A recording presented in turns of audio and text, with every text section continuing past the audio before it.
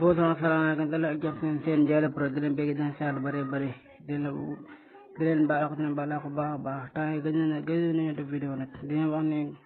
tey nag dañu indi fas yéene indi benn astuce bu am solo pour na ngeen def ba créer compte Bitan pour le programme de récompense pour na ngeen def ba TikTok fayda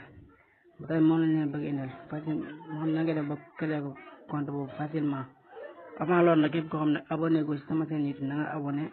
activé la cloche bi ba vidéo bu jóge nga mën koo gis like la vidéo maximum de partage. Let's go mu wan leen après da nga ñëw fii ci sa TikTok après boo ñëwee nga ñëw fii ci sa profil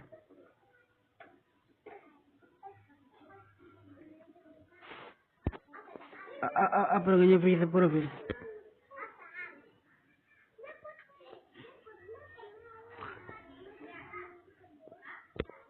xam po vidéo bi après nga ñëw fii ci sa profil boo ñëwee après nga ñëw fii ci 3 points après nga ñëw fii 3 points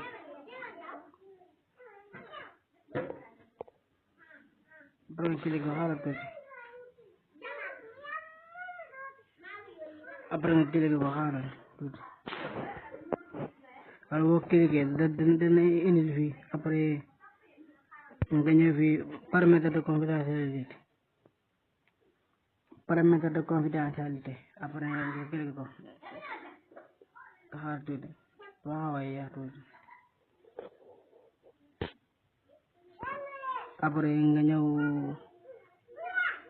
ñëw fii boo ñëwee fii nii après nga wàcc ba fi ñu la bindal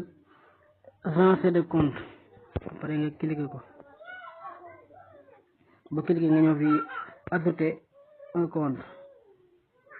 après nga xam bref boo ñëwee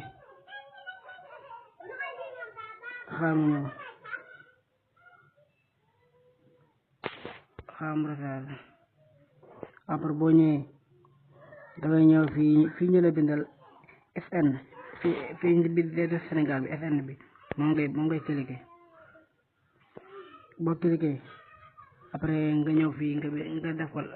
France wala Allemagne wala Italie ñu moom France lañ koy def après nga def ni nga ñëw nga bind France après nga tàppe ko nii après boo ko tàppe da nga ñëw fii ñu bindal Google avec fii ñu la bindal Google avec fii ñu la bindal continuer avec Google ba ngay bës boo ko bësee après nga boo ko bësee nga xam refaire xaaral tuuti mu refaire dafa xaw yaa xaaral tuuti après boo ñëwee da ngay xool compte Google boo xam ne mosoo ci tëj ci TikTok nga bës ko après dañuy ñëw ñu xool bi mu jekkee rek après ñëw ci compte Google bi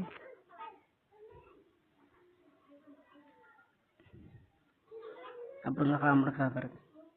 commencement bi xaw a yéex rek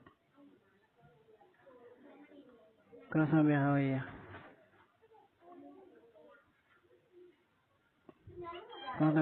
rek kontaan moo xaw a yéex xaaral tuuti mi ngi refaire après bu ñëwee bi nga def sa date de naissance boo xam ne sa vraie date de naissance nga ci def boo xam ne nii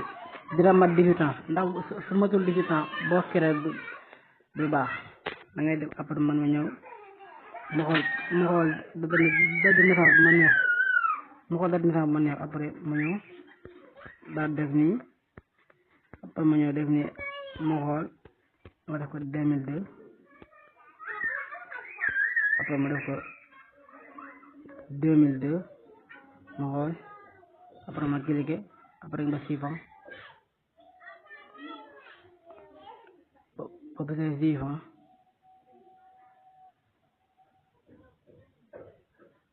parce que gis nga ko def na France bële après nga xaar mu tasaar na ñëw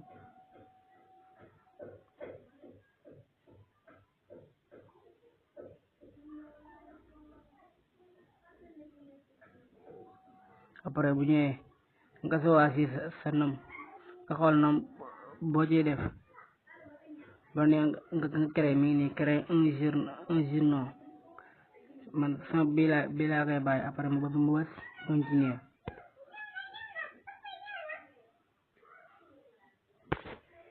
après mu bës continuer xaaral sa gis nga ko mi ngi nii gis ngeen ko compte baa ngi nii créé naa ko soit mi ngi nii dama bind choisir affiche la publicité daan def publicité personnalisée publier